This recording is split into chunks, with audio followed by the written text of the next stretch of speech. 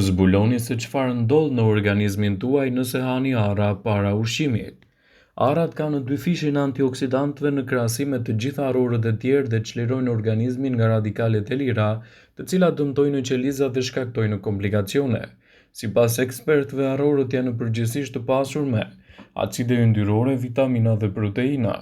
Megjithatë, ekspertët e ushqimit shpjegojnë se njerëzit që nuk konsumojnë arror mjaftueshëm mund të vuajnë nga një sër komplikacionesh. Një studim i fundit doli në përfundimin se njerëzit duhet të hanë të paktën 8 arra çdo ditë.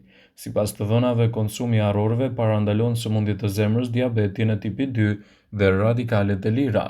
Në veçanti, ngrënia e 8 arrave në ditë ju mbron nga sëmundjet e zemrës. Ndaj ato konsiderohen ndër ushqimet më të shëndetshme për njeriun.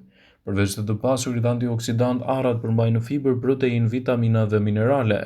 Një ndër aspektet më interesante të arrave është roli i tyre në përmirësimin e shëndetit mendor. Ndaj mos nguroni të keni pjesë të dietës suaj të përgjithshme.